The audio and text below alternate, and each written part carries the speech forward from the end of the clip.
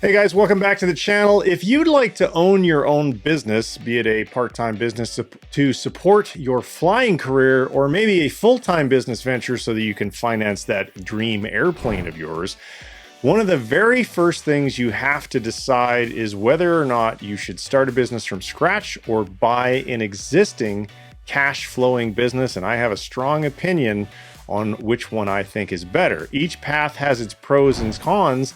And in today's video, I'm going to share with you my thoughts on what those pros and cons are. And then at the end, of course, I'm going to give you my opinion on which way I think is the very best way to go for most people. That sound good? Let's dive into it. Hey guys, my name is Trent, and in case you haven't seen one of my videos before, I want to quickly introduce myself so that you can answer the question like, why the hell should I listen to this guy? So in the last 12 months, I earned 7 FAA ratings in a period of 91 days. So people tell me that's pretty quick. It was a private pilot's license, commercial license, multi-engine license, CFI, CFII, and MEI. Since then, I have earned well over $100,000 in less than 12 months, actually, in probably more like about 8 months.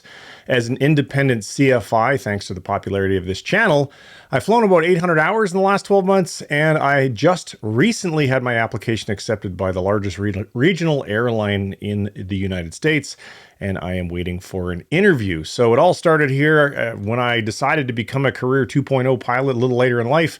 I put up this video as 53 too old to be an airline pilot, and a lot of people watched it. That was a big surprise to me. And then I put up my plan to become an airline pilot in 18 months, starting at age 53, which I'm actually ahead of schedule for, and a lot more people watched that one.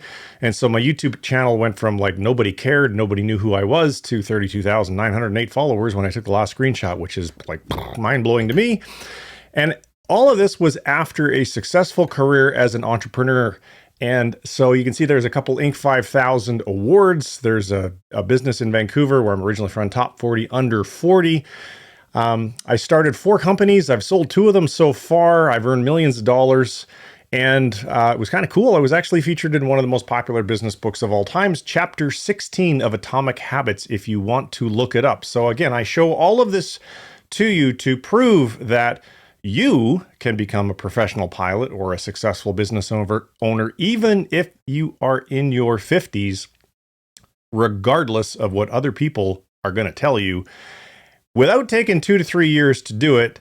And I start with this proof because a lot of people talk about stuff that they haven't done. They're kind of clowning around, and they teach a lot of sucky fluff as a result, and I refuse to do that. So with that said, everyone, put my face back on screen here. Thank you very much for tuning into this video. Let's jump right into it.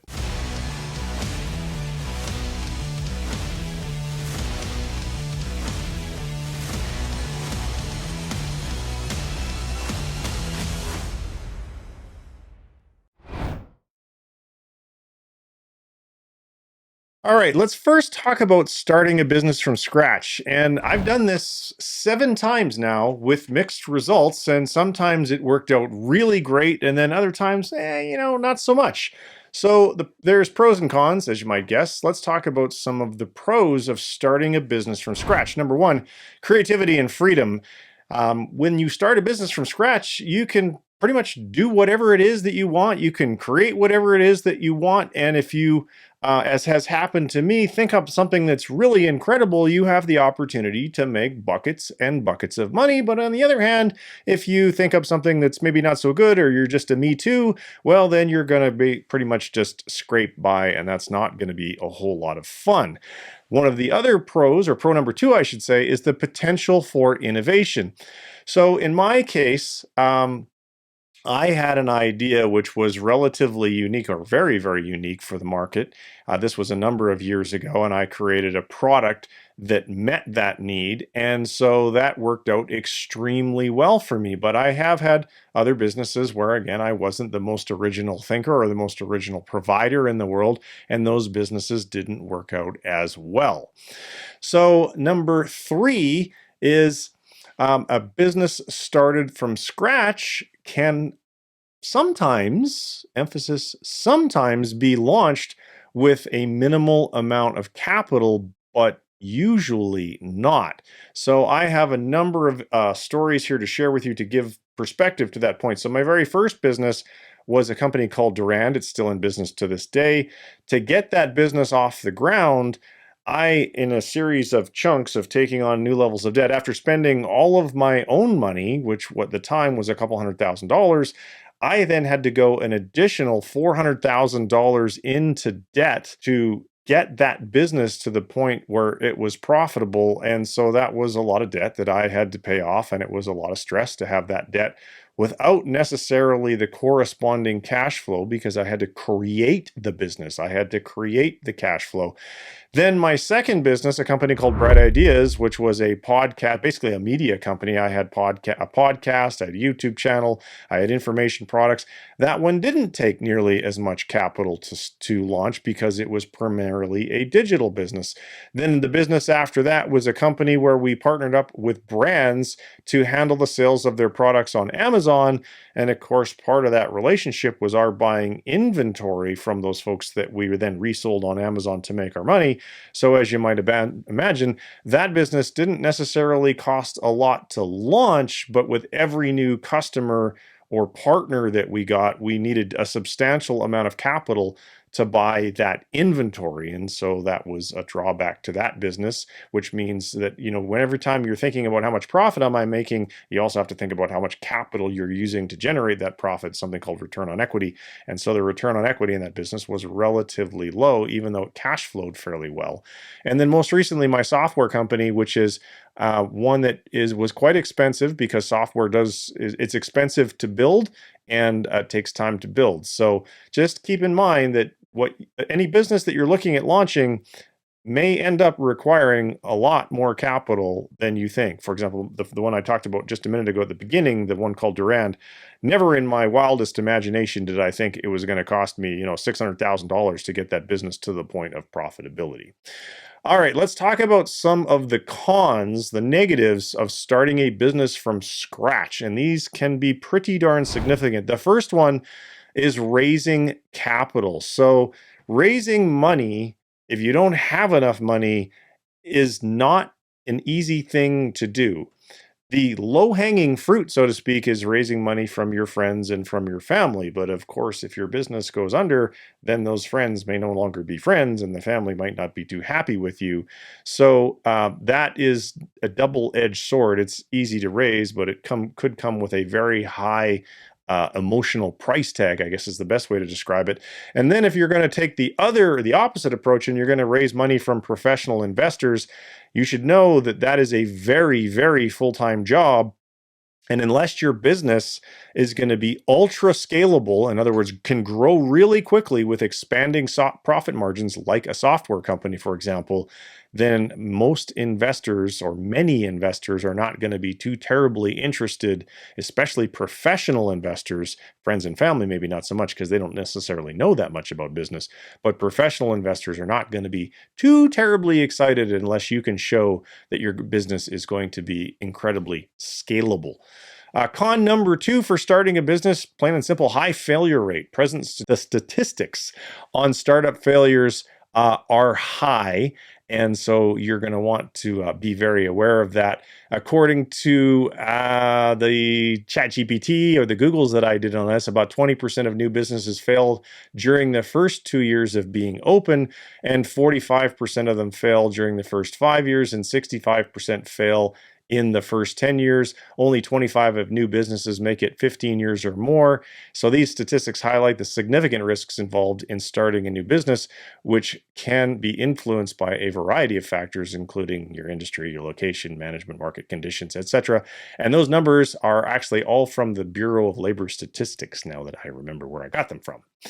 And then number 3, and this one is also very significant and oftentimes underestimated by new entrepreneurs, and that is the time and effort required to get your new business off of the ground. And that can result in a lot of stress and a lot of mental fatigue. And, I like to make the joke of entrepreneurial freedom. When you're an entrepreneur, you have the freedom to work 24 hours a day, and that might not fit in very well with your current family commitments and what have you. So whenever you're thinking about starting a business from scratch, However long you think it's going to take you to get to profitability, I guarantee you can at least double that amount of time and possibly triple it, which leads to con number 4, which is a significant one as well, and that is opportunity cost. So when I launched that first business called Durand, my job at the time was paying me about $200,000 a year. And with Durand, I never took a paycheck for the first 5 years of the company until it achieved profitability. So my lost income was about $1 million over those 5 years because I wasn't getting that $200,000 a year paycheck. Instead, I was writing checks and going deeper and deeper and deeper into debt. So make sure that you do not underestimate the opportunity costs of starting a business from scratch, because it can be significant. All right, now let's talk about buying an existing business. So, as I mentioned to you, I've started 7 businesses. And now that I have all that experience under my belt, let me share with you something that I think is important. And that is, I will likely never start another business from scratch ever again. And so, to help you understand why I would say something like that, let's dive into some of the pros and cons that I wasn't aware of when I started my first business. Because when I started my first business, I was young and relatively dumb and inexperienced and so forth, like many other young business owners. So, the pros of buying a business is that you have immediate operations. And so that means you have staff, you have customers, you have systems. I mean, it's already running when you buy it, which is pretty darn awesome because it's a lot less energy to take over something that's already running than it is to build something from scratch. Number 2 is you get an immediate paycheck, which is fabulous because part of buying a business that is in operation, that does have cash flow, is the fact that it should have enough profit for you to start taking a paycheck right away. So unlike Durand, where I didn't have a paycheck for 5 years, you can get a paycheck from the get-go, and I think that's a pretty good thing. Which then leads us to number 3, way, way, way, way easier financing. So when you buy a business, and there's all sorts of lenders out there that are backed by something called the SBA, and I'll talk about more about that in a second, that are very happy to lend you the capital to buy a business, and they may also lend you the working capital you need to operate that business, with you only putting down a minimum down payment, which is pretty darn awesome. So what's this SBA thing all about? Small Business Administration is what SBA stands for. They have this thing called the SBA loan program, and it is absolutely awesome because the SBA really, really, really wants to lend you money to buy a business, unless you have really horrible credit, of course.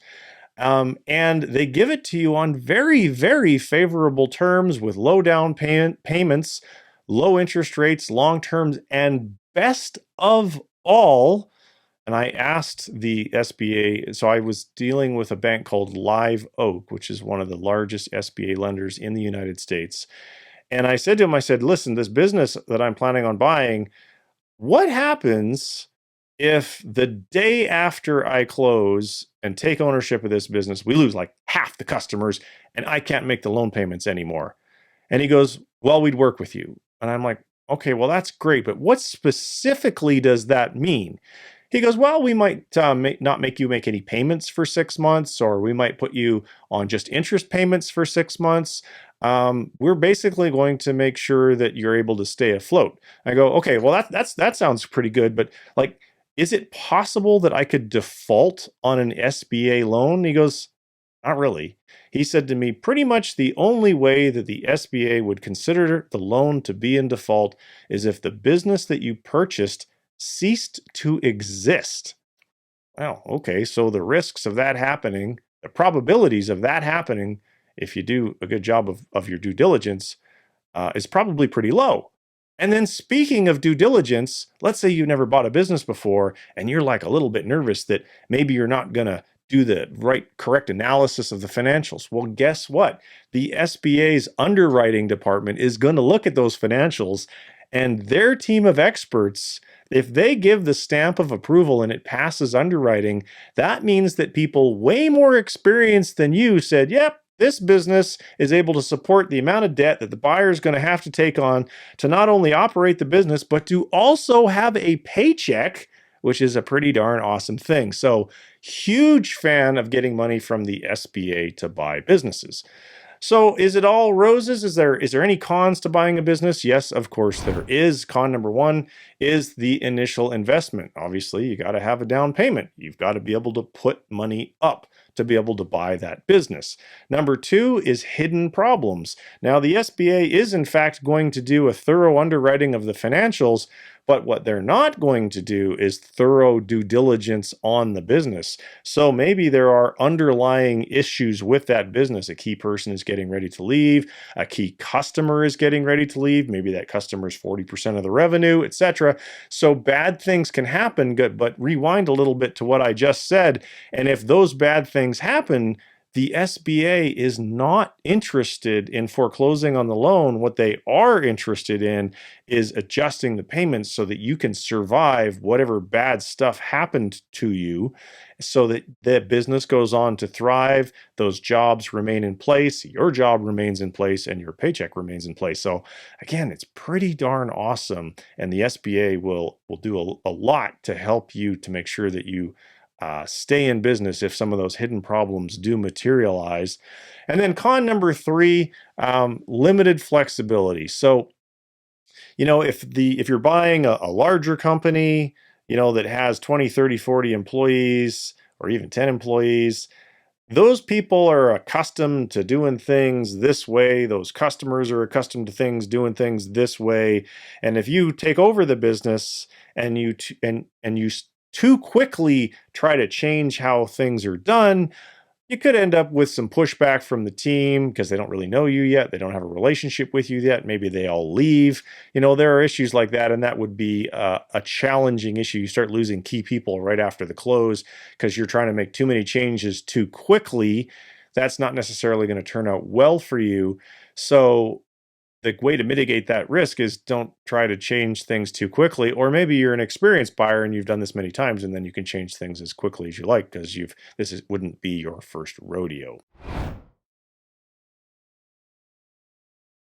So how does all this buying a business fit in with a flying career? I mean, I thought this was a channel about flying with Trent. Well, flying with Trent has now become more of a metaphor for not just flying airplanes, but flying through your life in general, having business and financial success. And that's why I'm producing content like this.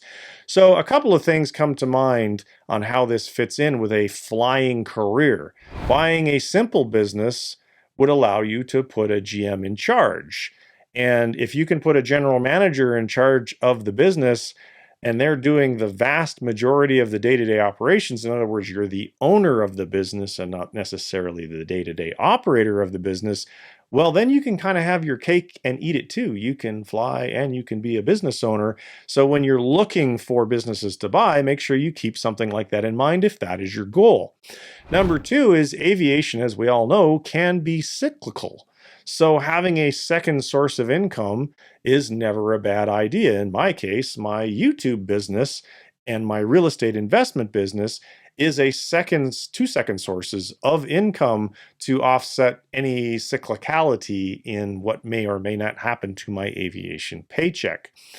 And then number three is maybe look to buy a business that you can somehow tie into your love of aviation. For example, one of my instructors he owned a Part 135. He did not start, he bought a single aircraft with a Part 135 certificate, which he then turned into a charter operation. And he was bidding on charter flights all the time and flying around in his aircraft and making money and logging hours and fat, dumb, and happy. And then he bought a second plane, and then he bought a third plane, and then he bought a fourth plane. And when I left flight school, he was up to 11 planes, and I think 6 of them for jets. So guess what? He did pretty well with his love of aviation. He gets to fly his own jets. And when he takes his family on vacation, what do you think they go in? His own jets. So it worked out pretty well for him, the whole business ownership and flying thing. So you might be thinking, hey, this sounds really awesome, Trent. How do I find one of these businesses for sale? And I would say there are 3 ways to do it. Number one, there's a website called bizbuysell.com. You can just Google it, bizbuysell, you'll find it.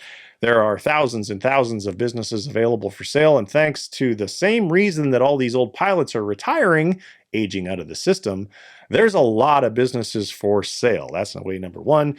Way number 2 is just good old-fashioned networking in your own community. Network with lawyers, network with accountants, just network with other business people and let people know that you are on the lookout for a business.